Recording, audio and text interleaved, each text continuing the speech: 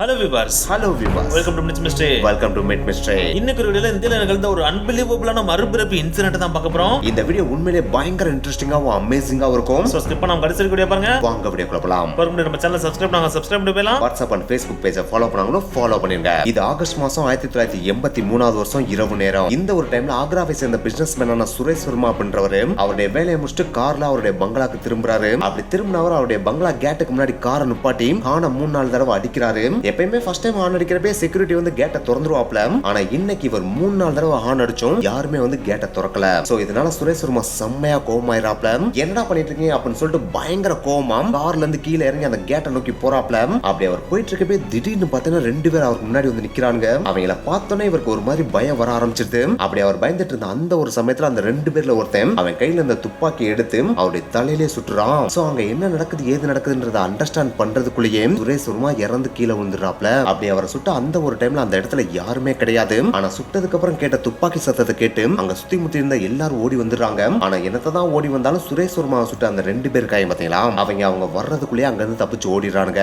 சுரேஷ் வர்மா கொண்டது யாருன்னு தெரியாம போலீஸ் வில்லி பிதுங்கி நிக்க ஆரம்பிக்கிறாங்க. இப்படியே டைம் டிக்கிங் ஆரம்பிக்குது. இந்த இன்சிடென்ட் நடந்து 4 மாதங்களும் கடக்குது. இன்னும் கொஞ்சம் எக்ஸாக்டா சொல்லணும் 1983 வருஷம் டிசம்பர் மாசம் 10ஆம் தேதியும் வருது. அந்த ஒரு நாள்ல ஆக்ரால இருந்து 13 கிலோமீட்டர் தள்ளி இருக்கிற பாட் அப்படின்ற ஸ்மால் வில்லேஜ்ல வசிக்கிற ஒரு ஏழ்மை குடும்பத்துல ஒரு அழகான ஆண் குழந்தை பிறக்குது. அந்த குழந்தையோட பேர் தான் டோரன் சிங். அவனை எல்லாருமே செல்லமா டிட்டுன்னு கூப்பிடுவாங்க. இவன் அந்த குடும்பத்துல பிறந்த ஒரே குழந்தை கிடையாது. இவனுக்கு முன்னாடியே பாத்தீங்கன்னா 5 பேர் பிறந்துட்டாங்க. இவன் தான் 6ஆவதா பிறந்த கடைக்குட்டி சிங்கம். அப்படியே நாட்கள் ஓட ஆரம்பிக்குது. அவனுக்கு 2 வயசு ஆகுது. அந்த ஒரு டைம்ல அவன் ஸ்ட்ரேஞ்சான சில விஷயங்களையும் சொல்ல ஆரம்பிக்கிறான். அது என்னன்னு பாத்தீங்கன்னா இது என் வீடே கிடையாது, நீங்க என் அம்மா அப்பாவே கிடையாது, என் பேர் டிட்டுவே கிடையாது, என் பேர் சுரேஷ், எனக்குன்னு ஒய்ஃப் இருக்காங்க, எனக்கு குழந்தைய கூட இருக்கு அப்படின்னு சொல்லிட்டு அந்த 2 வயசுலயே பேச ஆரம்பிச்சிருக்கான். அப்படி அவன் பேசுனதை பார்த்தோன்னா என்னடா 2 வயசுலயே ஒருத்தனால இவ்வளவு மெச்சூரா பேச முடியுமா அப்படின்னு சொல்லிட்டு அவங்க அம்மா பாக்கனால ஒரு பக்கம் ஆச்சரியம். ஆனா என்னதான் ஆச்சரியமா இருந்தாலும் இன்னொரு பக்கம் பாத்தீங்கன்னா நம்ம பையனுக்கு ஒருவேளை மண்டகிட்ட குழம்பு போச்சு அப்படின்னு சொல்லிட்டு கவலையும் வர ஆரம்பிக்குது. இவங்களுக்கு இந்த கவலை வரதுக்கு ஒரு முக்கியமான காரணம் இருக்கு. ஏன்னா என்னைக்காவது ஒரு நாள் இப்படி பேசியிருந்தா அவங்க இதை கண்டுக்காம விட்டுருப்பாங்க. ஆனா அவன் ஃப்ரீக்வெண்டா பாத்தீங்கன்னா எக்கச்சக்க நாட்கள் இதே மாதிரி தான் பேசிட்டு இருந்திருக்கான். சோ அந்த ஒரு விஷயம் பாத்தீங்கன்னா அவங்களுக்கு பயங்கரமான கவலையை கிரியேட் பண்ணுது.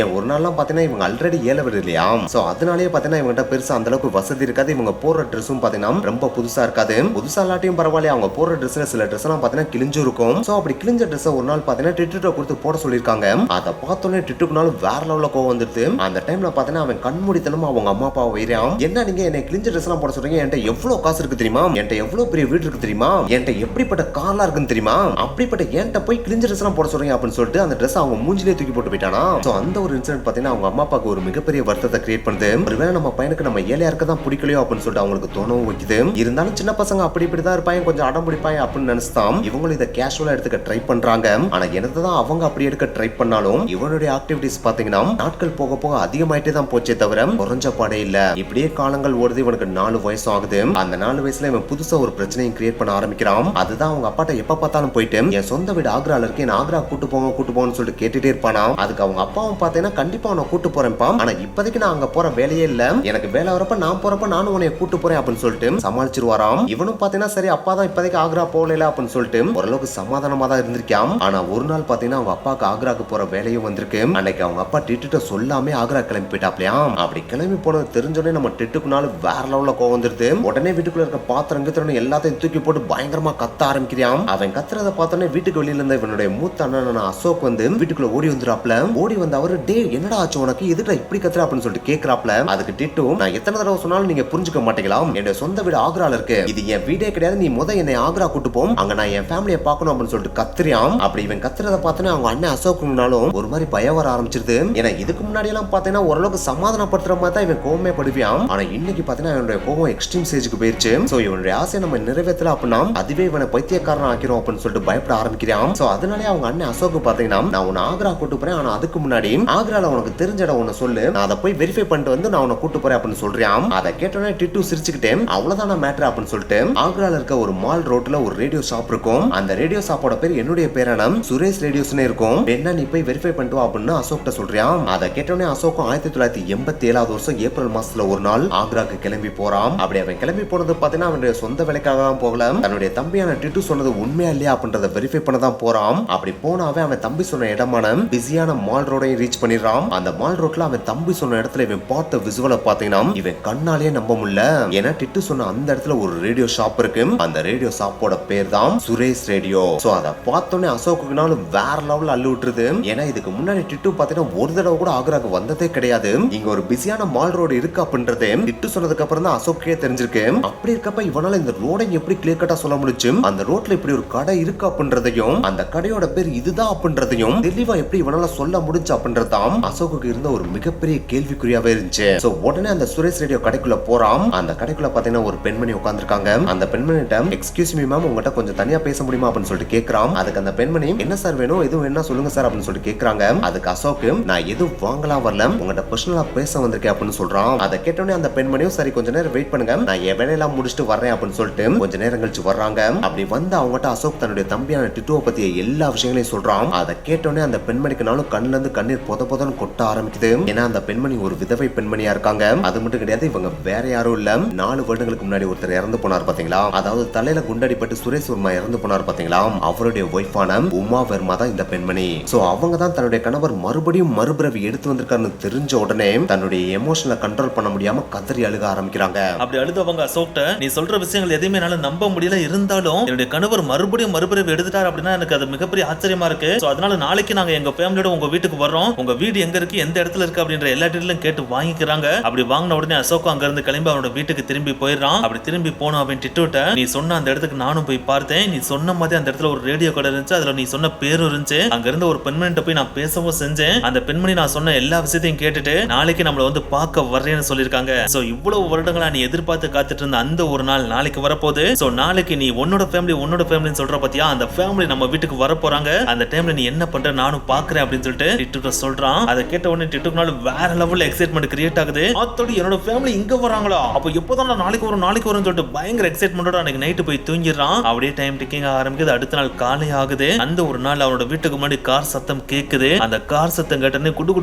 வீட்டுக்கு வெளியே ஓடி வந்து பாக்குறான். அப்படி பாக்குறப்ப அவன் வீட்டுக்கு முன்னாடி ஒரு மாருதி கார் வந்து நிக்குது. அப்படி நின்று அந்த ஒரு கார்ல இருந்து ஒரு விதவை பெண்மணியும் 3 ஆண்களும் இறங்குறாங்க. அப்படி இறங்குனதுல அந்த விதவை பெண்மணி இருக்காங்க பாத்தீங்களா, அவங்களை நோக்கி பயங்கர ஃபாஸ்டா டிட்டு ஓடி போய் கட்டி பிடிச்சு என்ன உமா எப்படி இருக்க, நல்லா இருக்கே அப்படின்னு சொல்லிட்டு கேக்குறான். அதை கேட்ட உடனே உமாக்காலும் தலையும் புரியல காலும் புரியல. ஏன்னா இதுக்கு முன்னாடி இந்த பையனை அவங்க வாழ்நாள்ல பார்த்ததே கிடையாது. அப்படி இருக்கிறப்ப என்னோட பேர் எப்படி உனக்கு கிளியர் கட்டா தெரியுது அப்படின்றதான் அவங்களுக்கு இருந்த ஒரு மிகப்பெரிய ஆச்சரியமா இருக்கு. ஏன்னா முந்தின நாள் வந்து அசோக்கிட்ட கூட பாத்தீங்கன்னா அவங்க பேரை சொல்லவே இல்ல. அப்படி இருக்கிறப்ப எப்படி உனக்கு இந்த பேர் தெரிஞ்சு அப்படின்றத அவங்களுக்கு இருந்த ஆச்சரியமா இருந்துச்சு. இந்த ஒரு ஆச்சரியம் அவங்க மண்டையில ஓடிட்டு இருந்த அந்த ஒரு டைம்ல டிட்டு அடுத்த கேள்வியான நம்ம குழந்தைகள் அங்க அவங்கள கூட்டு வரலையா, அவங்க நல்லா இருக்காங்களா அப்படின்னு சொல்லிட்டு கேக்குறான். இதுவும் பாத்தீங்கன்னா நம்ம உமாக்கு வேற லெவல்ல ஒரு சாக்க கிரியேட் பண்ணுது. இந்த ஒரு சாக்குல இருந்து உமா மீள்றதுக்குள்ளேயே பாத்தீங்கன்னா சைடுல நின்னுட்டு இருந்த அந்த 3 ஆண்கள் இருக்காங்க பாத்தீங்களா, அந்த 3 பேர்ல 2 பேரை கிளியர் கட்டாவே என்னோட பிரதர்ஸ் அப்படின்ற மாதிரி டிட்டு ஐடென்டிஃபையும் பண்ணிடுறான். அதை ஐடென்டிஃபை பண்றதோட மட்டும் இல்லாம முன்னாடி நின்னுட்டு இருந்த அந்த ஒரு மாருதி கார் இருக்கு பாத்தீங்களா, அந்த காரை பார்த்து என்ன நீங்க மாருதி கார்ல வந்திருக்கீங்க, என்னோட ஃபியாட் காரங்க அந்த கார்ல வந்திருக்கலாம்ல, அது செம்ம கார் அப்படின்னு சொல்லிட்டு கேக்குறான். அதை கேட்ட உடனே தான் அந்த 4 பேருக்கும் வேற லெவல்ல சாக்கு கிரியேட் ஆகுது. ஏன்னா நம்ம சுரேஷ் வர்மா பாஸ்ட்ல இறந்தாரு பாத்தீங்கன்னா, அப்படி இறக்குற வரைக்கும் கூட பாத்தீங்கன்னா அவர் யூஸ் பண்ண கார் தான் ஃபியாட் கார்.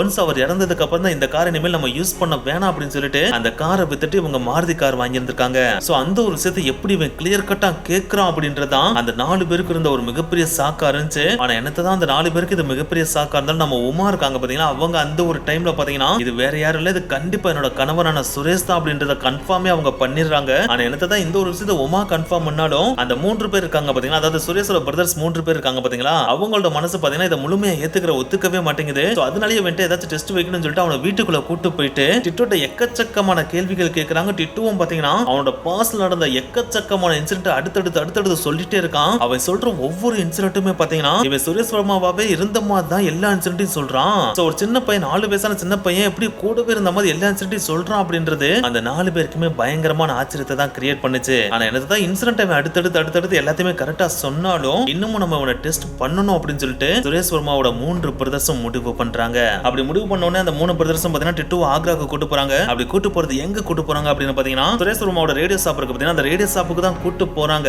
ஆனா என்னதான் சுரேஷ் வர்மாவோட ரேடியோ ஷாப்புக்கு டிட்டுவை கூட்டு போனாலும் அதை சுரேஷ் வர்மாவோட ரேடியோ ஷாப் அப்படின்னு சொல்லாம எங்களோட ரேடியோ ஷாப்னு சொல்லிட்டு பிரதர்ஸோட ரேடியோ ஷாப்ன்ற மாதிரி சொல்லி கூட்டு போறாங்க. ஏன்னா அப்படி கூட்டு போறப்ப அந்த கடைக்குள்ள போயிட்டு இது உங்க ரேடியோ ஷாப் தான் அப்படின்னு சொல்லிட்டு டிட்டு சொல்லிட்டான் அப்படின்னா அவன் போய் சொல்றான் அப்படின்னு தான் அர்த்தம். சப்போஸ் கூட்டு போறப்ப அது அவனோட ரேடியோ ஷாப் அப்படின்றத அவன் கரெக்டா ஐடென்டிஃபை பண்ணிட்டான் அப்படின்னா தான் இவன் உண்மையிலேயே மறுபிறவி எடுத்திருக்கா அப்படின்றத நம்மளால கன்ஃபார்ம் பண்ண முடியும் அப்படின்னு சொல்லிட்டு தான் டிட்டு அங்க கூட்டு போறாங்க. அப்படி கூட்டு போனவங்க கடைக்கு முன்னாடி காரை நிப்பாட்டிட்டு டிட்டுவை கீழே இறக்குறாங்க. அப்படி இறக்கன உடனே அடுத்த செகண்ட் டிட்டு என்ன சொன்னா அப்படின்னு பாத்தீங்கன்னா, என்னங்கடா டேய் உங்க கடைக்கு கூட்டு போறேன்னு சொல்லிட்டு கடைசில ஏன் கடைக்கு கூட்டு வந்திருக்கீங்க, இதெல்லாம் உங்களுக்கு நியாயமா படுதா அப்படின்னு சொல்லிட்டு கேக்குறான். அதை கேட்ட உடனே அந்த 3 பேர்களும் வேற வேற லெவல்ல சாக்கு. என்னடா அவன் உள்ள போனதுக்கு அப்புறம் கண்டுபிடிக்க மாட்டான் பார்த்தா வெளியே நின்ற மாதிரியே கண்டுபிடிச்சிட்டான். ஒருவேளை நம்ம பிரதரா தான் இருப்பானோ அப்படின்னு சொல்லிட்டு அவங்க டவுட் பண்ண ஆரம்பிக்கிறாங்க. அப்படி அவங்க டவுட் பண்ணிட்டு இருக்கப்பே பார்த்தீங்கன்னா நம்ம டிட்டுக்கு அங்க நிக்கிறதுக்கு டைமே கிடையாது. ஏன்னா ரொம்ப வருஷம் கழிச்சு அவன் கடைக்கு வந்திருக்கான் இல்லையா. சோ உடனே குடு நான் வீடு கடைக்குள்ள ஓட ஆரம்பிச்சா. அப்படி ஓடுனாவே உள்ள போன உடனே ஒரு போட்டோ தொங்குறத பார்த்துட்டு பாத்தியா எப்படி அழகா இருந்தேன், இப்ப பாத்தீங்கன்னா நான் இப்படி இருக்கேன் அப்படின்னு சொல்லிட்டு அவங்க பிரதர்ஸ் சொல்லியிருக்கான். அதையும் கட்டணும் இந்த 3 பிரதர்ஸ்க்குனாலும் பயங்கரமான ஒரு சாக்கு கிரியேட் ஆகுது. ஏன்னா அங்க தொங்கிட்டு இருந்தது வேற யாரோட போட்டோ கிடையாது, சுரேஷ் வர்மாவோட போட்டோ தான் தொங்கிட்டு இருந்துச்சு. சோ அதை அவ்வளவு கிளியர் கட்டா எப்படி வேணாலும் ஐடென்டிஃபை பண்ண முடிஞ்சு அப்படின்றது உங்களுக்கு இருந்த மிகப்பெரிய சாக்கா இருந்துச்சு. அந்த ஒரு சாக்குல இருந்து இவங்க மீள்றதுக்குள்ளேயே நம்ம டிட்டு பாட்டுக்கு அந்த கடைக்குள்ள பயங்கர ஃபெமிலியரா போயிட்டு வந்த மாதிரி ஜாலியா போயிட்டு இங்க இது இருக்குது இது அங்க இருக்குன்னு சொல்லிட்டு எல்லாத்தையும் கரெக்டா சொல்றான். அப்படி சொல்றதோட மட்டும் இல்லாம அந்த கடையில இருந்த மேனேஜர்ட்டையும் போயிட்டு அந்த மேனேஜரோட தோல்லையும் கைய போட்டு என்னடா ரொம்ப நாளா என்னைய பார்க்காம ரொம்ப சோர்ந்து போயிட்டியோ, நான் மறுபடியும் வந்துட்டேன், நீ நல்லா இருக்கா அப்படின்னு சொல்லிட்டு கேட்டிருக்கான். அந்த ஒரு விஷயத்தை பாக்குறப்ப அந்த 3 பிரதர்ஸுக்கும் செம்மையான ஒரு ஆச்சரியம் தான் கிரியேட் ஆச்சு. ஏன்னா இந்த கடையோட மேனேஜர் இவர் தான் அப்படின்றதையும் எப்படி ஐடென்டிஃபை பண்ணா அப்படின்றதும் அவங்களுக்கு இருந்த ஒரு மிகப்பெரிய ஆச்சரியமா தான் இருந்துச்சு. சரி ஓகே, கடையில இருக்கிற எல்லா விஷயங்களும் உனக்கு நல்லா தெரிஞ்சிருக்கு. மேபி இந்த ஒரு விஷயத்தை கூட பார்த்தா யாராச்சும் ஒருத்தர் வச்சு நோட்டம் பார்க்க வச்சு கூட எல்லாத்தையும் சொல்ற மாதிரி சொல்ல வச்சிருக்கலாம். ஆனா பர்சனலான சில விஷயங்களை வேணாலும் ஐடென்டிஃபை பண்ண முடியுதா அப்படின்றத நம்ம முதல் வெரிஃபை பண்ணணும் அப்படின்னு சொல்லிட்டு அந்த 3 பிரதர்ஸும் அடுத்த கட்ட டெஸ்ட்டுக்காக கூட்டு போறாங்க. அப்படி கூட்டு போற இடம் எதுவா இருக்கு அப்படின்னு பாத்தீங்கன்னா அவங்களோட சொந்த வீடா இருக்கு. சுரேஷ் வர்மாவோட வீட்டுக்கு கூட்டு போனா அங்க இருக்கிற நினைவுகளை உங்களால ஞாபகப்படுத்த முடிஞ்சுன்னா இவன் உண்மையிலே சுரேஷ் வர்மா தான். சப்போஸ் அதெல்லாம் ஞாபகப்படுத்த முடியல அப்படின்னா இவன் சொல்ற எல்லாமே பொய் அப்படின்றத நம்ம ப்ரூவ் பண்ணிடலாம் சொல்லிட்டு அந்த 3 பிரதர்ஸும் டிட்டுவை அவங்க வீட்டுக்கு கூட்டு போறாங்க. அப்படி கூட்டு போய் காரை நிப்பாட்டிட்டு அவனை கீழே இறக்கி விட்ட உடனே பாத்தீங்கன்னா அந்த வீட்டுக்குள்ள நின்றுட்டு இருந்த ஒரு பெரிய மனுஷனை பார்த்து பயங்கர ஃபாஸ்டா கதறி அழுதுகிட்டே கத்திக்கிட்டே ஓடி போய் அவரை கட்டி பிடிக்கிறான். அப்படி கட்டி பிடிச்சோடனே அப்பா நல்லா இருக்கீங்களா, உங்களை இவ்வளவு வருஷமா பார்க்காம இருந்தது எனக்கு எப்படி இருந்துச்சு தெரியுமா, நான் எவ்வளவு தூரம் கவலைப்பட்டேன் தெரியுமா, எவ்வளவு தூரம் ஃபீல் பண்ணேன் தெரியுமா, நான் ஃபீல் பண்ணது உங்களை பார்க்காம இருந்ததுக்காக மட்டும் கிடையாது, என்ன கடைசியில ஏழை வீட்டுல பறக்க விட்டாங்கப்பா, அந்த வீட்டுல ஒரு டிவி இல்ல, ஒரு ஃபேன் இல்ல, ரேடியோ இல்ல, எதுவுமே இல்ல, போடுற ட்ரெஸ்ஸும் கிழிஞ்ச ட்ரெஸ்ஸா இருக்குப்பா, நான் அந்த காலத்துல எப்படிலாம் கார்ல தெரிஞ்சிட்டு இருந்தேன், அந்த வீட்டுல காரும் இல்லப்பா, நல்ல வேளை ஒரு வழியா நான் நம்ம வீட்டுக்கு வந்து சேர்ந்துட்டேன், இனிமேல் நான் என் இஷ்டத்துக்கு வாழ்வேன் அப்படின்னு சொல்லிட்டு பழைய நினைவுகள் எல்லாம் பயங்கரமா நினைவுபடுத்தி கதறி கதறி அழுகுறான். இப்படி கட்டி பிடிச்சிட்டே கதறி அழுதுகிட்டே இவன் சொன்ன எல்லா விஷயங்களையும் நோட் பண்ண அவங்க அப்பா அவனோட ஆக்டிவிட்டி, அவன் பேசுற பேச்சு, அவனோட ஸ்லாங்னு சொல்லிட்டு எல்லாத்தையும் நோட் பண்ணி இவன் கண்டிப்பா என்னோட மகன் சுரேஷ் வர்மா தான் அப்படின்றத அவர் கன்ஃபார்மே பண்ணிடுறாரு. சோ அந்த ஒரு டைம்ல அவங்க அப்பா அந்த 3 பிரதர்ஸ்டையும் கண்ணை காமிச்சு இவன் வேற யாரும் கிடையாது, நம்மளோட பையன் தான், நீங்க நம்பிதான் ஆகணும் அப்படின்ற மாதிரி சிக்னல் கொடுக்குறாரு. ஆனா எனக்கு தான் அவங்க அப்பா இந்த மாதிரி சிக்னலை கொடுத்தாலும் இன்னமும் நம்ம நிறைய டெஸ்ட் பண்ண வேண்டி இருக்கு அப்படின்னு சொல்லிட்டு டிட்டு அந்த வீட்டுக்குள்ள போயிட்டு எக்கச்சக்கமான விஷயங்களை வெரிஃபை பண்ண வைக்கிறாங்க. அப்படி வெரிஃபை பண்றப்ப டிட்டுவும் பார்த்தா அங்கேயே பிறந்து அங்கேயே வளர்ந்த மாதிரி எல்லா விஷயங்களையுமே கரெக்டாவும் சொல்றான். அது மட்டும் கிடையாது, டிட்டு உமாவை கூப்பிட்டு இன்னும் என் மேல உனக்கு நம்பிக்கை வரல அப்படின்னா நம்ம வீட்டுக்கு பின்னாடி ஒரு மரம் இருக்கு, அந்த மரத்துக்கு கீழே போய் நீ குழிய தோண்டி பாரு, அங்க எக்கச்சக்கமான கோல்டு காயின்ஸ் நான் புதைச்சு வச்சிருக்கேன், சப்போஸ் நீங்க குழிய தோண்டி அந்த இடத்துல கோல்டு காயின்ஸ் கிடைச்சிச்சு அப்படின்னா நான் தான் சுரேஷ் வர்மான்றதை நீங்க நம்புங்க அப்படின்னு சொல்றான். அப்படி சொன்ன உடனே இந்த 3 பிரதர்ஸும் போயிட்டு அந்த மரத்துக்கு அடியில குழிய தோண்டி பாக்குறாங்க. பார்த்தா அங்க எக்கச்சக்கமான கோல்டு காயின்ஸ் புதைக்கப்பட்டிருக்கு. உடனே உமா சுரேஷ் வர்மாட்ட எதுக்கு நீங்க கோல்டு காயின்ஸ் இப்படி புதைச்சு வச்சீங்க அப்படின்னு சொல்லிட்டு கேக்குறாங்க. நான் ரேடியோ கடையை மட்டும் வச்சு ரன் பண்ணல, நான் இல்லீகலான சில பிசினஸும் பண்ணேன், அதுல இருந்து வந்த காசை மறைச்சு வைக்கணுன்றதுக்காக தான் மரத்துக்கு அடியில புதைச்சு வச்சேன் அப்படின்னு சொல்றான். சோ இப்படி டிட்டு பார்த்தா அவங்க 3 பிரதர்ஸ் கிட்ட 15 ஸ்டேட்மெண்ட்டுக்கும் பக்காவா கரெக்டா வெரிஃபை பண்ற மாதிரி ஆன்சர் பண்ணிருப்பான். அது மட்டும் கிடையாது, அவங்களோட வீடு அண்ட் அவனோட ரேடியோ ஷாப் இருக்கு பாத்தீங்கன்னா, இதுல இருக்கிற மொத்தம் 10 ஆட்களை கரெக்டா ஐடென்டிஃபை பண்ணிருப்பான். கூடுதலா 4 பிளேஸையும் பக்காவா ஐடென்டிஃபை பண்ணி சொல்லவும் செஞ்சிருப்பான். சோ இந்த மாதிரி கிட்டத்தட்ட 31 வெரிஃபிகேஷன் அவங்க பிரதர்ஸ் இவங்கிட்ட வச்சிருப்பாங்க. அப்படி வச்சதுல கிட்டத்தட்ட 30 கேள்விகளுக்கு கரெக்டா பக்காவா நம்ம டிட்டு பதில் சொல்லிருப்பான். ஒரே ஒரு கேள்விக்கு மட்டும் தான் தப்பா பதில் சொல்லிருப்பான். சோ இப்படி டிட்டுக்கு வைக்கப்பட்ட 31 டெஸ்ட்ல 30 டெஸ்ட்ல அவன் பாஸ் ஆனதுனாலேயே அவங்க ஃபேமிலில இருந்த மேக்ஸிமம் மெம்பர்ஸ் பாத்தீங்கன்னா சுரேஷ் வர்மாவோட மறுபிறவி தான் டிட்டு அப்படின்றத கன்ஃபார்ம் பண்ணவே செஞ்சிருக்காங்க. சோ இப்படி கன்ஃபார்ம் பண்ண உடனே சுரேஷ் வர்மால இருந்த ஃபேமிலி மெம்பர்ஸ் எல்லாருமே பாத்தீங்கன்னா உச்சக்கட்ட மகிழ்ச்சியில திளைக்க ஆரம்பிக்கிறாங்க. ஏன்னா தன்னோட ஃபேமிலில இறந்து போன ஒருத்தன் மறுபடியும் மறுபிறவி எடுத்து தன்னோட வீட்டுக்கு திரும்பி வர்றான் அப்படின்னா அதை விட ஒரு ஹாப்பியான மொமெண்ட் வேற ஏதாச்சும் இருக்க முடியுமா என்ன? கண்டிப்பா இருக்கவே முடியாதுல. சோ அதனாலே அவங்க ஃபேமிலி உச்சக்கட்ட மகிழ்ச்சிக்கு போறாங்க. ஆனா எனக்கு தான் இந்த ஒரு விஷயம் சுரேஷ் வர்மாவோட ஃபேமிலிக்கு உச்சக்கட்ட மகிழ்ச்சியை கொடுத்தாலும் இன்னொரு பக்கம் டிட்டுவோட ஃபேமிலி இருக்கு பாத்தீங்களா, அவங்களுக்கு பாத்தீங்கன்னா இது உச்சக்கட்ட வருத்தத்தை தான் கொடுத்துச்சு. ஏன்னா டிட்டுவை பெத்து வளர்த்ததெல்லாம் யாரு? அவங்க தானே. சோ அவங்க அளவுக்கு அதிகமா பாசத்தை காட்டி வளர்த்தாங்க. ஆனா எனக்கு தான் அவங்க பாசத்தை காட்டி வளர்த்தாலும் நான் உங்க வீட்டு பிள்ளை கிடையாது, நான் அந்த வீட்டோட மகாராஜா அப்படின்னு சொல்லிட்டு அங்க போக போறான் இல்லையா. சோ அதனாலே தன்னோட பிள்ளை தன்னை விட்டு போயிருவானோ அப்படின்ற ஒரு வருத்தம் பாத்தீங்கன்னா டிட்டுவோட ஃபேமிலியை பயங்கரமா வாட்டி வதக்க ஆரம்பிக்குது. ஆனா என்னதான் டிட்டுவோட ஃபேமிலிக்கு இது வருத்தத்தை கொடுத்தாலும் டிட்டுவை பத்தி இந்த ஒரு நியூஸ் பாத்தீங்கன்னா ஆக்ரா ஃபுல்லா காட்டு தீ மாதிரி பரவ ஆரம்பிக்குது. So local news paper, radio station சொல்லிட்டு எல்லாருமே இதை கவர் பண்ண ஆரம்பிக்கிறாங்க. சோ அப்படி கவர் பண்ணிட்டு இருக்கப்பதான் இந்த ஒரு நியூஸ் பாத்தீங்கன்னா டெல்லி யூனிவர்சிட்டியும் அடையுது. அந்த டெல்லி யூனிவர்சிட்டியில யார்ட்ட இந்த நியூஸ் போய் சேருதுன்னு பாத்தீங்கன்னா ரீஇன்கார்னேஷனை பத்தி ரிசர்ச் பண்ணிட்டு இருந்த ஆண்டோனியா மில்ஸ் அப்படின்றவங்ககிட்ட தான் இந்த நியூஸ் போய் சேருது. அதாவது மறுபிறவி ஆராய்ச்சி பண்ணிட்டு இருந்த ஆண்டோனியா மில்ஸ்ட்ட போய் இந்த நியூஸ் சேருது. இப்படி சேர்ந்த இந்த ஆண்டோனியா மில்ஸை பத்தி சொல்லணும்னா இவங்க இயன் ஸ்டீவன்சனோட கொல்லிக்கு. இந்த ஸ்டீவன்சன் பாத்தீங்கன்னா இதுக்கு முன்னாடி இந்தியாவில் நடந்த ஒரு மிகப்பெரிய மறுபிறவி கேஸ் ஆராய்ச்சி பண்ணி அதுல சக்சஸும் பண்ணிட்டாரு. சோ இந்த இந்த நியூஸ் வந்து அந்த டைம்ல இவர் இன்னொரு அரேஞ்ச் பண்ணிட்டு இருந்தனால டிட்டுவோட கேஸ் என்னால ஹேண்டில் பண்ண முடியாது, நீயே ஹேண்டில் பண்ணிக்கோ அப்படின்னு சொல்லிட்டு ஆண்டோனியோ மில்ஸ்டே கொடுத்துறாரு. சோ ஆண்டோனியோ மில்ஸும் டிட்டுவோட கேஸ் ஆராய்ச்சி பண்றதுக்காக ஆக்ராக்கு போறாங்க. அப்படி போன அவங்க டிட்டுவை பத்திய எல்லா டீடைல்ஸையும் இன்ச் பை இன்ச்சா கலெக்ட் பண்றாங்க. அப்படி கலெக்ட் பண்ணி பாக்குறப்ப டிட்டுவோட எல்லா மேனரிசமும் சுரேஷ் வர்மா இருந்தார் பாத்தீங்களா, அவருடைய மேனரிசத்தோட பக்காவா ஒத்து போச்சு. எக்ஸாம்பிளுக்கு சொல்லணும்னா நடக்கிற நடையில இருந்து பேசுற ஸ்டைல்ல இருந்து கேரக்டர் வரைக்கும் எல்லாமே பாத்தீங்கன்னா பக்காவா ஒத்து போச்சு. அதுல குறிப்பிட்ட ஒரு விஷயத்த சொல்லணும்னா சுரேஷ் வர்மா பாத்தீங்கன்னா பயங்கரமான கோவக்காரரு. சின்ன சின்ன விஷயத்துக்கு கூட பயங்கரமா கோவப்பட்டு எத்தாப்புல யார் இருந்தாலும் கைய வாங்கிடுவாப்ல. அந்த அளவுக்கு தலைவர் பாத்தீங்கன்னா பயங்கரமான கோவக்காரர் இருந்திருக்காப்ல. அந்த ஒரு கோவக்கார குணம் பாத்தீங்கன்னா நம்ம டிட்டு அப்படியே இருந்துச்சு. இந்த ஒரு கேரக்டரை ப்ரூவ் பண்ற விதமா ஒரு தடவை பாத்தீங்கன்னா ஆண்டோனியோ மில்ஸ் நம்ம டிட்டுவை கூப்பிட்டுட்டு ஆக்ரா மார்க்கெட்டுக்கு போயிருந்திருக்காங்க. அப்படி போனப்ப பாத்தீங்கன்னா அவங்க ஒரு கடையில வளையல் வாங்கி இருந்திருக்காங்க. அப்படி வளையல் வாங்கிட்டு அந்த கடைக்கார்ட்ட இவங்க காசை கொடுக்க போறப்ப டிட்டு இவங்களை நுப்பாட்டி, என்ன நீங்க வாட்டுக்கு நான் இருக்கப்ப காசை கொடுத்துட்டு இருக்கீங்க, யோ வளையல் கடைக்காரா, இவங்க என் கெஸ்ட் இவங்கிட்ட காசு வாங்குற வேலை எல்லாம் வச்சுக்கிறாத, காசு கீசு இவங்கிட்ட வாங்குறது தெரிஞ்சு உன் கையை வெட்டி பிடிவேன் அப்படின்னு சொல்லிட்டு பயங்கர கோபமா சொல்லியிருக்கேன். இதை கேட்டோன்னே ஆண்டோனியோ மில்ஸ்க்கு பயங்கரமான பதற்றம் வந்துருச்சு. ஏன்டா இவன் ஆளை பாக்குறதுக்கு இத்தனை கூட இருக்கேன், ஆனா பேசுற பேச்செல்லாம் பாத்தீங்கன்னா பயங்கர மெச்சூரா பேசிட்டு இருக்கான், ஆத்தாடி ஆளே வினோதமா இருக்கானே அப்படின்னு சொல்லிட்டு பாத்துட்டு இருந்திருக்காங்க. ஆனா என்னதான் இந்த ஒரு விஷயம் ஆண்டோனியோ மில்ஸ்க்கு சாக்க கொடுத்தாலும் இத சுரேஷ் வர்மா ஃபேமிலி பாத்தீங்கன்னா அந்த அளவுக்கு பெருசா கண்டுக்கிறவே இல்ல, கேஷுவலா தான் எடுத்துக்கிறவே செஞ்சாங்க. ஏன்னா சுரேஷ் வர்மாவோட கேரக்டர் ஸ்டார்டிங்ல இருந்தே இப்படிதான் அப்படின்றனால அவங்களுக்கு இது பெருசாவே தெரியல. சோ இந்த ஒரு இன்சிடென்ட் பாத்தீங்கன்னா டிட்டு சுரேஷ் வர்மாவோட மறுபிறவிதான் அப்படின்னு இன்னமும் ப்ரூவ் பண்ணுச்சு. அதுக்கடுத்து ஆண்டோனியோ மில்ஸ் டிட்டுக்கு பாத்தீங்கன்னா எக்கச்சக்கமான டெஸ்ட் வச்சாங்க. அதுல குறிப்பிட்டு சொல்லணும்னா சுரேஷ் வர்மாவோட ஓல்டு கார்ல பாத்தீங்கன்னா ஒரு ரேடியோ டேப் இருக்கும், அதை சுரேஷ் வர்மா மட்டும் தான் ஆபரேட் பண்ண முடியும், அதை வேற யாராலையுமே ஆபரேட் பண்ண முடியாது.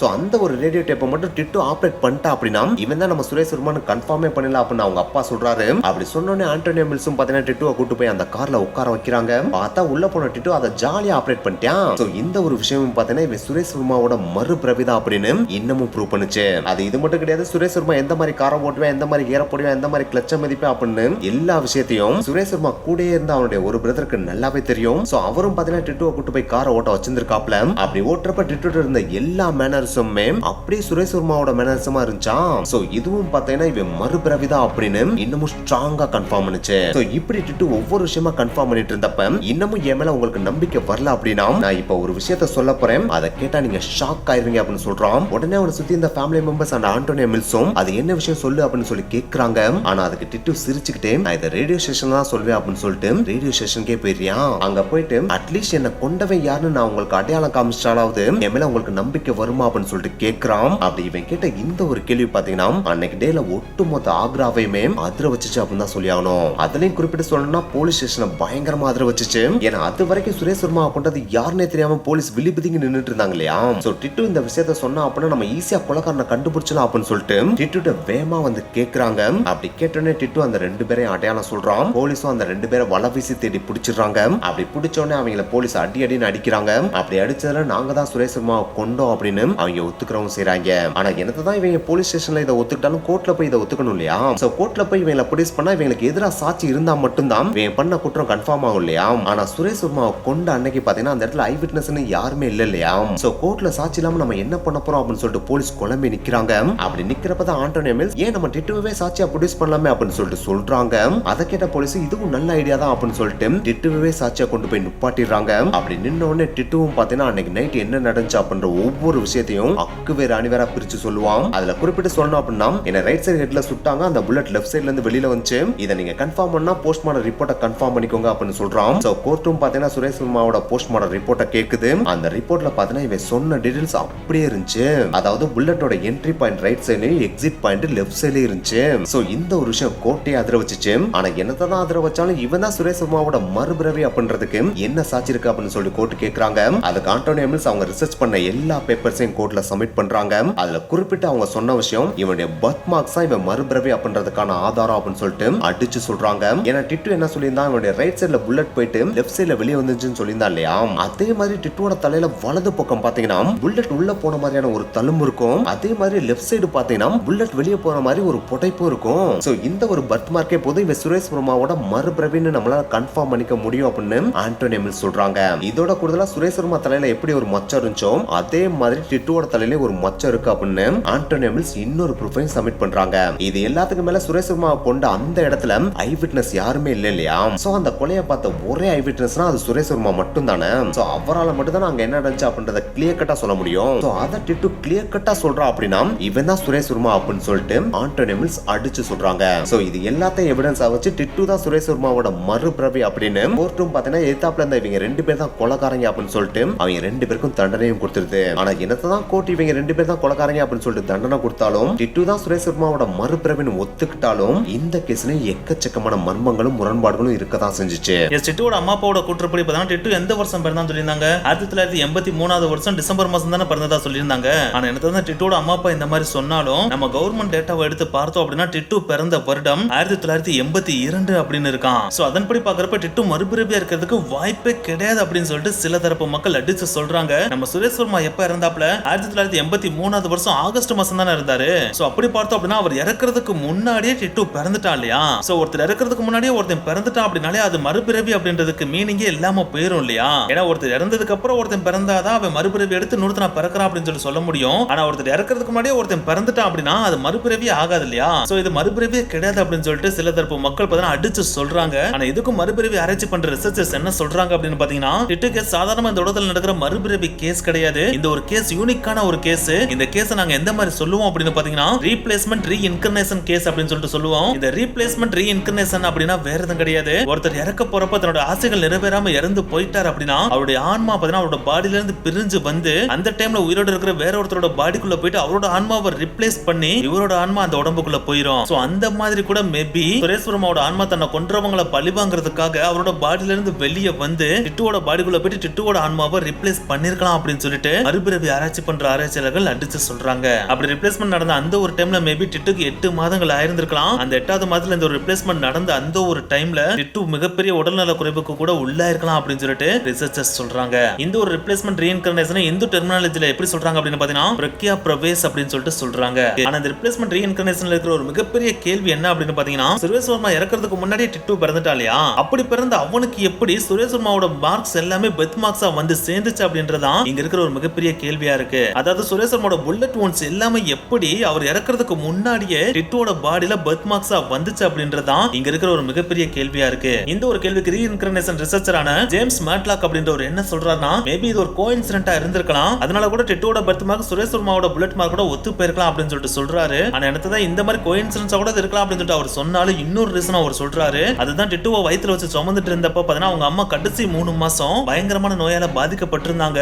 அந்த ஒரு நோய் பாதிப்புனால கருவுல இருந்த டிட்டுவோட பாடியில பாத்தீங்கன்னா இந்த மாதிரி பெர்த் மார்க்ஸ் வந்திருக்கலாம் அப்படின்னு சொல்லிட்டு மேட்லாக் சொல்றாரு. ஆனா இந்த ஒரு பெர்த் மார்க்கே பாத்தீங்கன்னா கோஇன்சிடென்ட்டா சுரேஷ் வர்மாவோட புல்லட் woundக்கு ஒத்து போயிருச்சு அப்படின்னு சொல்லிட்டு மேட்லாக் சொல்றாரு. சோ இப்படி ரிசர்ச்சர்ஸ் ஒரு பக்கம் ரீப்ளேஸ்மெண்ட் ரீஇன்கார்னேஷன் அண்ட் அவங்க அம்மா நோய்வாய்ப்பட்டனால தான் இந்த மாதிரி பெர்த் மார்க்ஸ் வந்திருக்கு அப்படின்னு சொல்லிட்டு ஏற்றுக்கொள்ளக்கூடிய தியரிஸை வச்சாலும் இன்னொரு பக்கம் சில தரப்பு பீப்புள் என்ன சொல்றாங்க அப்படின்னா நீங்க இது மறுபிறவி அப்படி இப்படின்னு சொல்லிட்டு 1000 கதை சொல்லலாம். ஆனா இது மறுபிறவியும் கிடையாது ஒரு மண்ணாங்கட்டியும் கிடையாது. இதுல எங்களுக்கு நம்பிக்கையே கிடையாது. ஏன்னா டிட்டுவோட ஃபேமிலி பேசிக்காவே என்ன ஃபேமிலி ஒரு புவர் ஃபேமிலி இல்லையா. அவங்களுக்கு காசு மேல அளவுக்கு அதிகமா ஆசை இருந்திருக்கும். சோ அந்த ஆசையை நிறைவேற்றுறதுக்காக மேபி சுரேஷ் வர்மாவோட ஃபேமிலியை பத்தின கம்ப்ளீட் ஸ்டடி அவங்க பண்ணிட்டு அதை தன்னோட மகன்கிட்ட எல்லா விஷயத்தையும் சொல்லி கத்து கொடுத்து அவனை அதே மாதிரி பெர்ஃபார்ம் பண்ணவும் வச்சு சுரேஷ் வர்மாவோட ஃபேமிலிக்குள்ள என்ட்ராக வச்சு அவங்களோட பணத்தை அபகரிக்க ட்ரை பண்ணியிருந்திருக்கலாம். அது தெரியாம நீங்க வாட்டுக்கு மறுபிறவி அந்த பிறவி இந்த பிறவின்னு சொல்லிட்டு இருக்கீங்க. இதெல்லாம் உண்மையே கிடையாது கட்டுக்கதை அப்படின்னு சொல்லிட்டு சில தரப்பு மக்கள் சொல்றாங்க. ஆனா என்னதான் சில தரப்பு மக்கள் இந்த மாதிரி சொன்னாலும் பல தரப்பு மக்கள் என்ன சொல்றாங்க அப்படின்னு பாத்தீங்கன்னா ஒரு சின்ன பையன்ட்ட என்னதான் கத்து கொடுத்தாலும் 2 வயசுல ஒருத்தனால எல்லா டீடைல்ஸையும் இவ்வளவு அக்யூரேட்டா பேச முடியுமா?